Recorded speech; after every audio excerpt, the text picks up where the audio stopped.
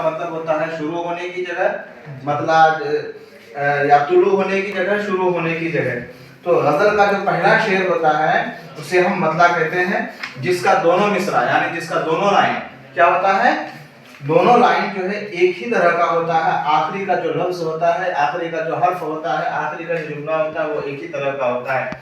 रदीफ का इस्तेमाल जो है पहले शेर के दोनों लाइन में इस्तेमाल होता है। जैसा कि कल की मिसालों में मैं समझाया था कि हर एक बात पे कहते हो तुम कि तू क्या है, तुम ही बताओ कि ये अंदाज़े गुफ्तगू क्या है।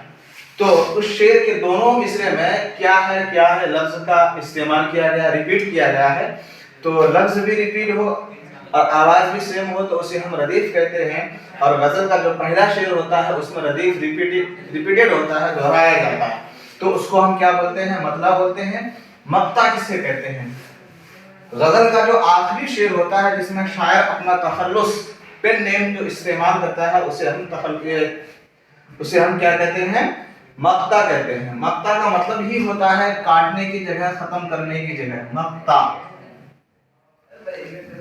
तो शेर का आखिरी जो गजल का जो आखिरी वो होता है, शेर होता है, वहां खत्म हो जाता है, उसके बाद कोई शेर नहीं रहता है, ठीक है। इस बुनियाद पर उसको मक्ता कहा जाता है, इसीलिए शायर अपना वहां तखल्लुस इस्तेमाल करता है।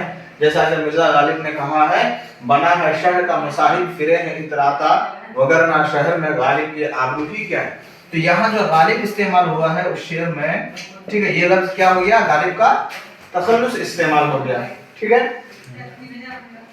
उसके बाद जो है यहाँ क्या हो गया, मतला हो गया, मक्ता हो गया। रदीफ क्या हो गया, रदीफ किसे कहते हैं?